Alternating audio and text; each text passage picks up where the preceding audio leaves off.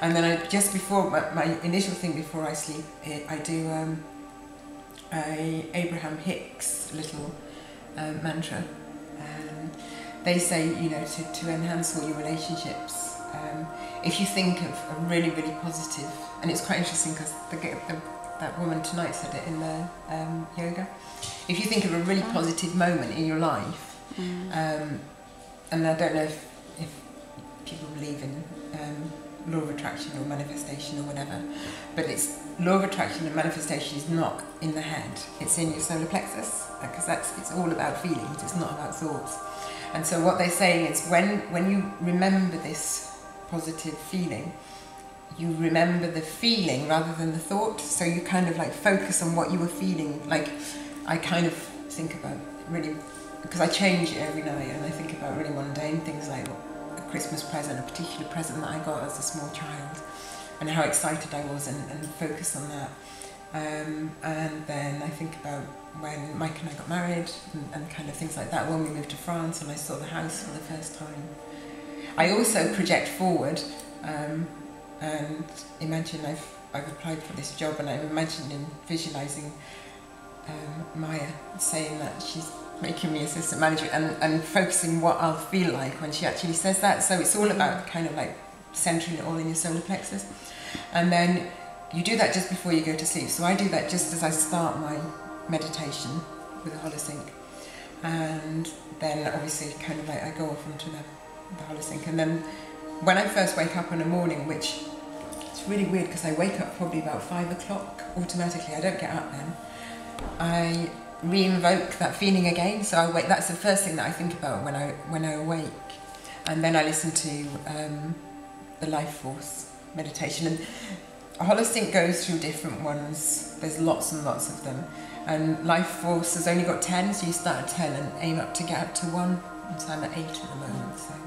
So I listen to that for, well, until I wake up then, basically. So I put that in round about 5 o'clock and maybe get up about 8. So for 3 hours, I'm in this kind of like semi-meditative state until I get up. So wow, that's a really, and it I don't know, it's really, really enhanced my perception of life. And just, I think, like I say, I think some people think that I'm in my own world bubble, but I don't know, it's just, I just feel so amazing with it all, really.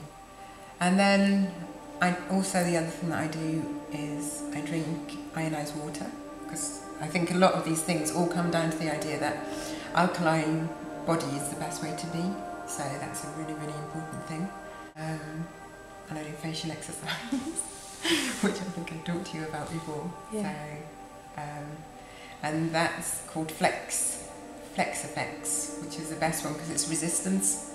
So you don't just do, there's tonal ones that you can do, which is by Carol Maggio, and that's just kind of like toning your body up. But this one's by Debbie Connolly, and it's called Flex Effects, and it's really, really good because it's really intense. So you can actually build up your muscles from kind of, you know, so you're not actually just toning your face, you're actually, so like I've got quite sunken cheeks, and I used to be a lot more gaunt, but I kind of build out my buccal, which is this muscle that covers this part of your face, and built up the muscle on my cheekbones as well. And then you can open up your eyes, and it's phenomenal stuff. I've been doing that a whole year now. Wow. 45 minutes every single night for a whole year. Yeah. Did you notice the difference quite quickly then? What about the... no, you don't, realistically. You notice what you notice when you first start doing it. You notice the texture of your skin changes. Because as we get older, what tends to happen is lots of things. You lose fat on your face. A lot of people, the older they get, their faces become... less plump, yeah, kind of like you don't have that puppy fat. And it's a really interesting phenomenon now, because a lot of the famous people are having their faces all squirted in with stuff, and ending up with this slightly strange kind of doughy looking texture to their face, because it's not natural at that age to have this plumped out face, really. And then, so you lose the fat underneath your skin, you lose muscle tone, so everything starts to sag down. You also lose bone, because she's just introduced this great new thing, which is called jolting, which you actually pull your skin up. I mean, it's quite funny, because whenever I go anywhere and they're always talking about how you've got to use your ring finger to gently dab things on your face. I always think, shoot, if they saw how much I brought my face about on a night, they'd be like absolutely devastated. But it's like anything. I think if you don't use it, you lose it basically. And the skin is meant to be touched. We're not meant to not actually handle our faces at all. And so that's the other thing. And like I say, that's if you look at a lot of very old people, they've got very flat faces because they've actually lost bone structure as well. So your face actually ends up becoming kind of like slightly flattened. So all this kind of, what it does, because you're actually tugging on the skin against the bone, it kind of, I know it's a really odd thing, but you actually, you then kind of enhance elastane and collagen and all the connections to the bone. So you don't actually lose bone mass as well. So it's totally amazing, really, really amazing stuff. Because there was this other woman, I can't remember her name, a runner, amazing. She's done the Ironman. She's 74 and she increased her bone mass, is what I'm trying to say. From doing, you know, kind of like impact running and things, and the Ironman is just the scariest thing. I can't even imagine doing something like that. And this woman kind of like she once did a marathon, and then went and did another marathon, and then finished it up by doing the Ironman or something totally mental. And it's just like, oh my gosh, she's just phenomenal.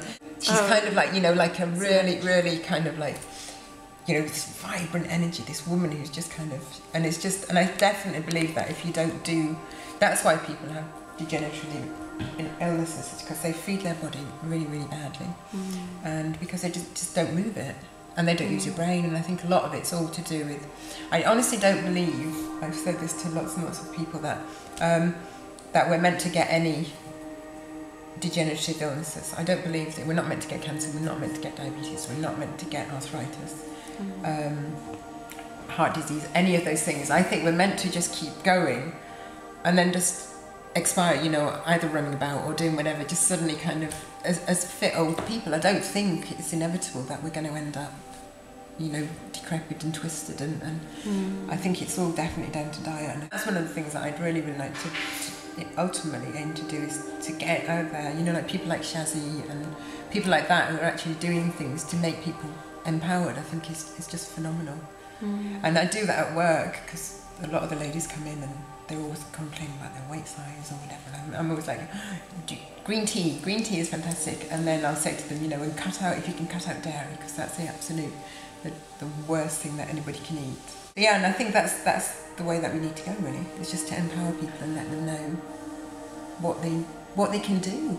Because I think we all have that power.